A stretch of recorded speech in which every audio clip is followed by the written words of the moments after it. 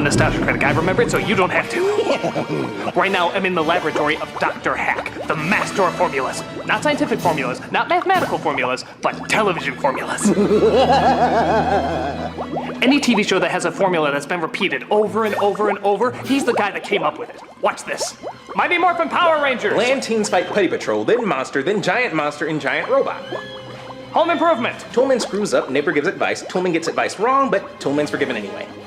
Scooby-Doo. It's always the person in the opening you forgot about. Inspector Gadget, Captain Planet, Everybody Loves Raymond. Everybody actually hates Raymond. He should have divorced that bitch and her family long ago.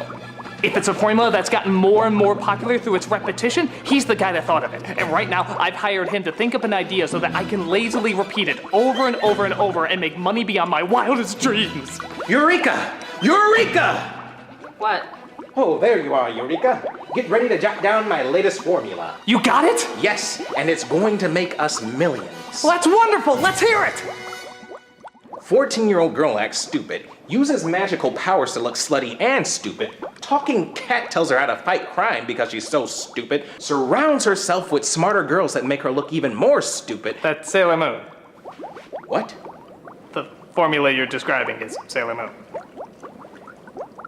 Do they have a villain that keeps attacking the same town? Yes. Do they have a tedious romance with a magic boyfriend? Yes. Do they repeat the same animation? Worse than Hanna-Barbera. And it was successful? It's one of the most popular animes of all time. Eureka? Oh dear, well this is embarrassing. Well, how about this one? 3 obnoxiously perfect girls are raised by 3 obnoxiously perfect men in a house in San Francisco, and not one of them is gay. Well, while we're on the subject, why was something as repetitive as Sailor Moon so successful? Fighting evil by moonlight, winning love by daylight. I remember when it first aired in America. It was an export from Japan, which I think was originally called Magical Girl Squad Robo Dance Yes. Not quite as familiar with anime as Americans are today, a lot of people just saw it as Speed Racer with tits. But we didn't understand that the audience for this was growing more and more rapid.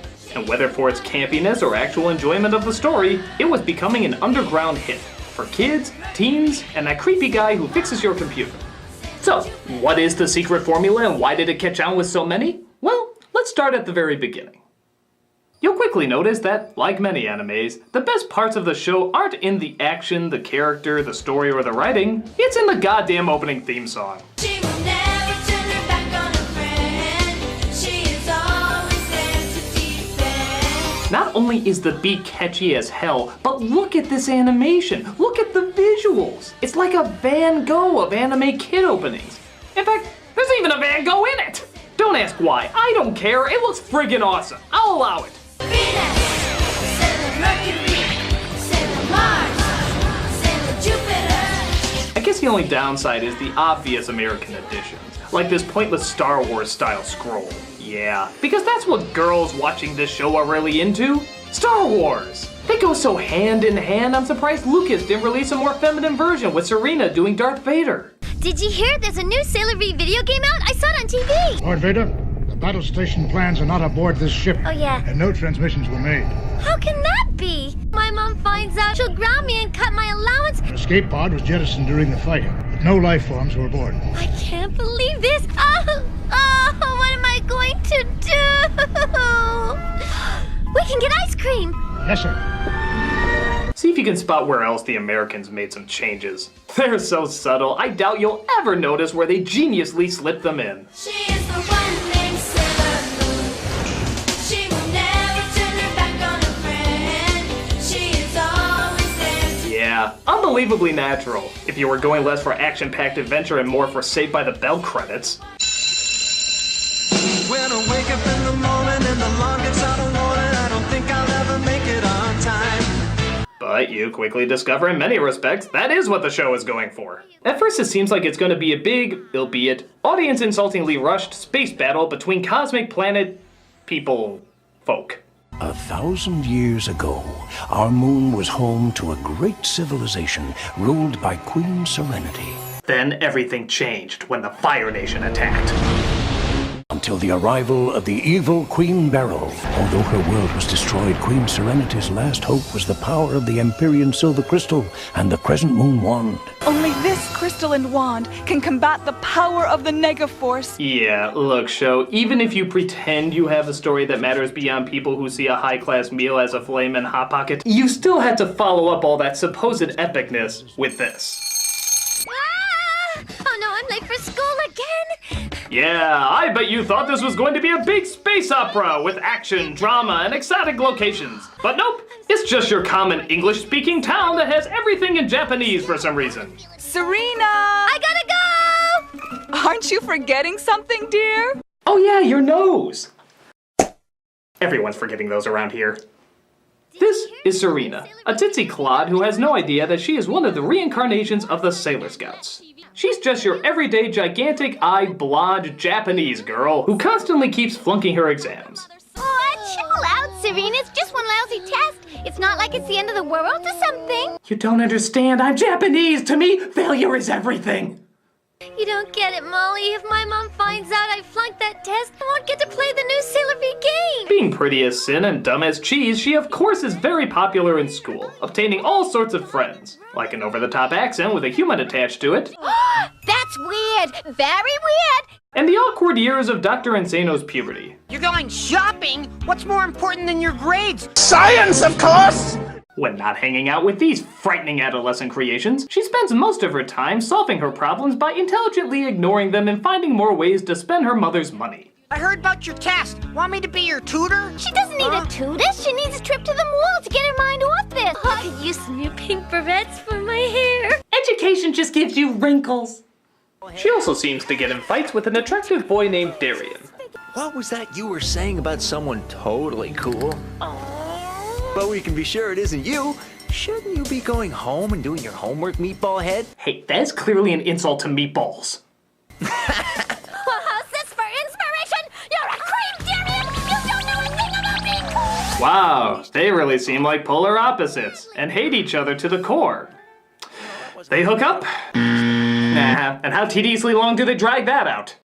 Oh Jesus, just mail me the comedic banter to my office shredder! By the way, here's a confusing scene. We see her walk by a poster of a young girl dressed exactly how she is dressed. Like it's from a movie or a show or something. I wish I could be like Sailor V. She's so beautiful and smart. Something exciting's always happening in her life, not like mine. So, what? A movie or TV industry got wind of this idea that coincidentally is exactly the same as what's going on right now? Does that mean that something like Transformers is a true story then? Because to be fair, my car has been giving me dirty looks. Things seem to change. That is, the formula is set in motion when a magic cat named Luna arrives and tells her that she is the reincarnation of one of the Guardians. You are Sailor Moon, and you must fight evil when it confronts you. Just repeat after me. Moon Prism Power. Moon Prism Power! And of course, this gives way to the famous transformation scene. The tiara, the boots, the nail polish, later covered by gloves, so that was pointless. And of course, the miniskirt. The mini skirt. Yep, the costume choice that in no way enables her to fight better, but sure does force her to squat a lot. Okay, so take out the fact that's obviously in no way battle armor. Take out the fact that's obviously fan service. Take out the fact that just like He-Man, somehow removing more clothes bizarrely disguises them. Though to be fair with both these outfits, is the face really the first thing you're gonna be looking at? Take all that away and just tell yourself, this obviously sexualized transformation that takes up a solid minute in each episode happens to a 14-year-old girl. Yeah, forgot that for a second, didn't you? The girls in this show are, and always have been, 14 years old. 14 years old. 14 years old. 14, damn! Years old. Now, before any of you find this incredibly creepy, let me make one thing perfectly clear. The age of consent in many parts of Japan is in fact 13. 15 years old. Now you may find it incredibly creepy. And yes, there's a lot of fine print to that law that evens it out a bit, but there's just as much fine print that evens it back into kinky territory again. For example, sex between 13 to 17-year-olds can only be done with other 13 to 17-year-olds. That's good. However, that's only sex. Groping, handjobs, blowjobs, and whatever else your preferred imagination can come up with is all perfectly legal. That's bad. However, they have cracked down on human trafficking, forced prostitution, and other illegal acts endangering people in that age range. That's good. But that doesn't stop people from creating kinky establishments like the Sexual Harassment Corporation, where you pay to molest girls in school and business sets and is totally 100% legal. Can I go now? So, yeah, I guess when you come down to it, it is just cultural differences. I mean, sexual urges in young people does start well before 18. My personal problem is, like media in most cultures, it doesn't try to help younger people understand sexuality, but rather exploits it. Rather than educate young people about sex, it's honestly just easier if we can make money off of it. But, of course, all this talk about Sailor Moon being a sexy 14-year-old pinup is all building up to one important question. Given this information, why did I still put her in the top 11 hottest anime women list? I didn't know! I swear I didn't know! I mean, look at the way they're drawn, man! I thought they were in college or at the very least late high school. Wouldn't you have made that guess? Come on, look at the way they're showing them off! I swear, audience, I had no idea their real age. I mean, you might be saying to yourself, oh, what, didn't you grow up watching the show? Didn't you pay attention to it at all? No, I didn't! I mean, I watched it, but I didn't really listen to it. I too was 14 at a time, and maybe I viewed it for different reasons. Stupid homework. I am Sailor Moon, champion of justice, and on behalf of the moon, I will punish you. Oh my god, this is awful. Turn that back on. Who said that? I did. Penis? Yeah. You can talk? All penises talk around this age. It's the greatest secret no woman knows about, but wouldn't be the least bit shocked to discover. Well, despite what a terrifying discovery this is, I'm still not gonna watch this show. It doesn't matter what you think. From now on, I'll be calling all the shots. You're gonna see everything in a whole new light. What are you talking about? Look at that show again. Looks damn good now, doesn't it? Wow. There's more to this show than I thought. Oh yeah. No! I'm a mentally capable male! I won't let my penis call all my decisions for me! Turn that back on, or I'll shoot where the sun always shines. No, I won't. Excuse me, I have some memories I need to repress.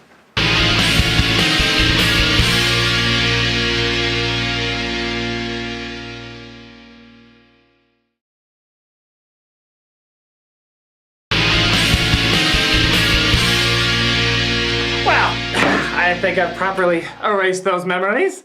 They'll be back. Quiet or I'll write another groin shot joke. So Serena seems shocked that she can now suddenly transform. This dream is getting weirder and weirder. I'll never study that hard again. Though weirdly enough, doesn't look the least bit shocked while she's transforming. In fact, I bet she'll keep this exact same calm state every single time she changes, and every villain she's fighting will quietly wait for her to finish before actually attacking. It's the Japanese way. Speaking of which, there actually is a villain in this series, known as Queen Beryl. Yes, because no name is more terrifying than a wooden container that can bring me alcohol. Actually, you sure she's not the hero? She uses her evil minion named Jadeite. Too obvious. To get energy out of the people of Earth, all to serve the evil realm of the Negaverse. Or as Luna likes to put it, the Negaverse. The Negaverse, the Negaverse, the Negaverse, the Negaverse, the Negaverse. How does Jedi plan to do this? By creating various monsters targeting people's lust for jewelry, pop singers, fitness, and pretty much anything exploiting the empty shallowness of all mankind. So naturally, Serena is never far behind, often falling for the majority of his evil plans. Please get in this evil device, which is in no way an evil device. Joke's on you, it was an evil device. But once Luna reminds Serena to use her brain, she goes through her pedalicious transformation and is ready to kick ass. I wanna go home! Or cowers in the corner like a fucking scaredy cat. I don't wanna do this anymore. I can't, I'm too scared. Get me out of here now! In fact, the fucking scaredy cat is braver than her! You must fight this evil monster or the whole universe could cease to exist. It's time to become Sailor Moon. Let's go! You have to stand and fight. Be brave. Never running from a real fight. That's exactly what she's doing! She's running from a real fight! Come on, you idiot! Don't pussy out! Pussy up! I think it can also be used that way. Yeah! Well, it'll probably surprise no one that Sailor Moon actually does very little physical fighting in this show. Which is no big shock. If she even raises her knee a centimeter to kick, she exposes her goodies to the world. Which in many parts of Japan, of course, is no big problem anyway. Most of the fight scenes require her being trapped or stuck in something for probably longer than is needed. But hey, anything to save on that action-packed detailed animation that we're just going to repeat anyway. In fact, the one you'll see most often next to the transformation sequence is her using a magic tiara which turns her enemies to dust. Or, in this case, the guy doing the magic act next door comes to save her, then allowing her to throw her goddamn tiara. You must believe in yourself, Sailor Moon. Tuxedo Mask, thank you! Don't mention it. This is Tuxedo Mask, and yes, it is painfully obvious who it really is, but please don't tell Serena, she's not very bright. Others will test you. Do not be afraid. What a hunky guy. He's so dreamy, and not at all like that other guy who I hate so much. Thank God they have nothing in common and are two completely different people. Oh, hi, Clark. Get any new pictures of Superman lately? The magic tiara isn't her only enchanted device, though. She also has a pen that can change her into anything. Wait, what? It's a very powerful transforming tool. It turns you into whatever you want. Well, then what the fuck is she using that tiara for? I mean, they didn't give any limitations or anything. They said she can change into fucking anything she wants. Hey, why doesn't she just turn around and be like, take on the form of Godzilla? Series over, 6 seasons spared. But nope, she uses it just to don disguises. Which really aren't necessary, seeing how all you have to do is throw on a bathing suit and a napkin over your crotch and apparently nobody will recognize you. And besides, we know she's gonna leave the real fighting to the other Sailor Scouts. Oh yeah, I should probably talk about them. The other reincarnations of the Scouts are found over time, usually in the exact same city and often even the exact same school. So, maybe Jedi should try his evil plans in another part of town. I mean, it's not like the Power Rangers that can beam anywhere. All this show does is glorify how lazy Serena is. Serena, a monster is attacking Tokyo! How far away is that? About 10 miles. Hey, it's just Tokyo. But usually... These other sailors are Sailor Mars, who uses fire, Sailor Jupiter, who uses thunder, Sailor Venus, who uses energy beams, and Sailor Mercury, who uses fucking bubbles! Their personalities are about as on par as, oh, let's say, the Spice Girls. No, that's too demeaning. Let's say handsome. But to their credit, they are the ones who do most of the work. And they're eventually joined by another cat named Artemis. Stop squabbling. And yes, even the other planets over time join the group as well. Ooh, except Pluto. You're not a planet anymore, so, yeah. And to answer your question, yes, every kid snickered like an idiot when they heard there really was a Sailor Uranus. Bottom. Actually, things got kind of interesting with her character, seeing how Uranus and Neptune were cousins in the show, but not in the Japanese version. No, in the Japanese version, they were a couple.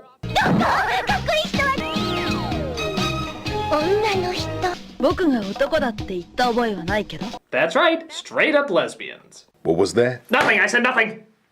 Yeah, kind of funny how we can sex up our 14-year-olds all we want, but the idea of them being attracted to something that don't have a penis apparently was too much for Americans back then. So just to check. Okay, shame. Okay, shame. Come on, guys, maybe you could have worked it into your half-assed PSAs at the end. Oh yeah, I forgot to mention, there's PSAs in this show, obviously slapped on at the end of each episode using the same animation they used before. Because Lord knows, the show hasn't repeated enough animation already. Starving yourself and exercising till you drop is not a smart way to lose weight. Like a car without gas, our bodies can't run without food. Good nutritional food. To say they're time fillers is an understatement. Half the time, they don't even bother to fill in the dead air, they care so little about it. Daydreams are nice, especially the ones about food. Oh, daydreams are cool, all right.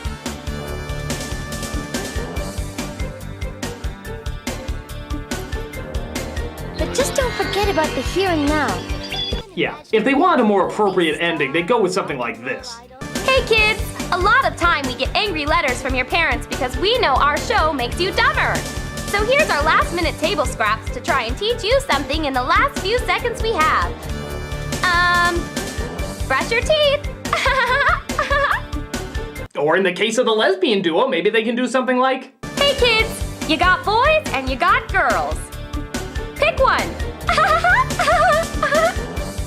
and guys, that's as far as I got. I know there's more characters and more villains, but I specifically wanted to address the repeated formula that got Sailor Moon popular in the US, and why on earth it actually worked. And that formula, as I can figure out, is as such.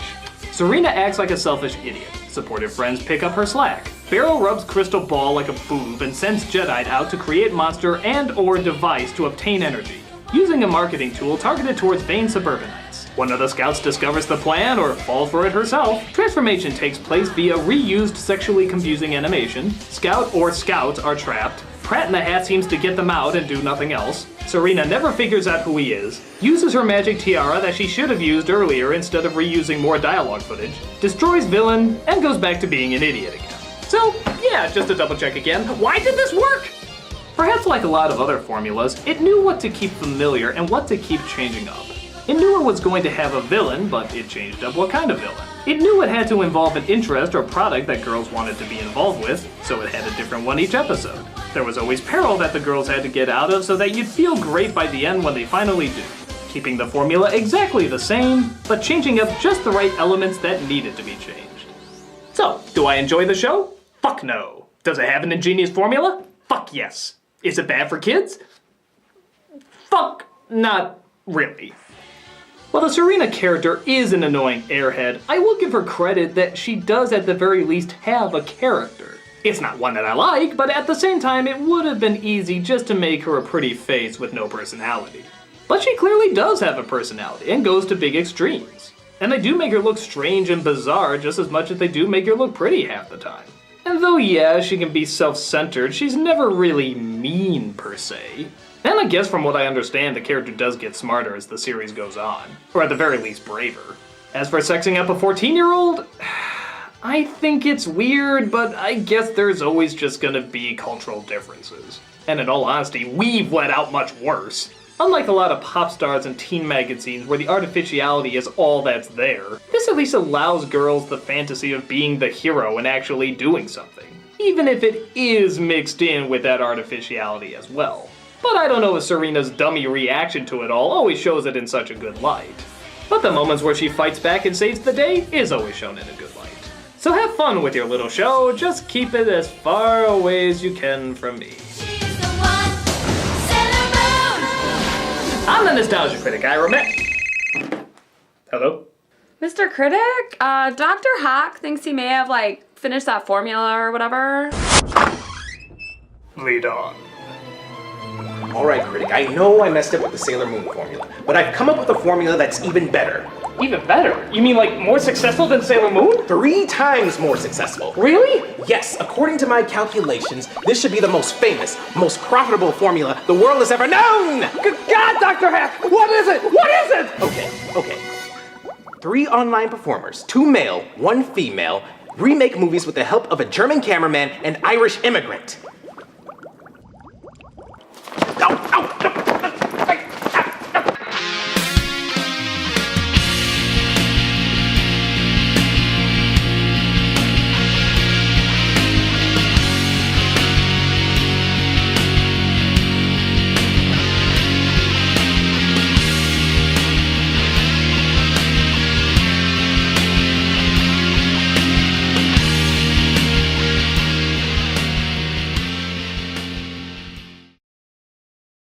The Negaverse.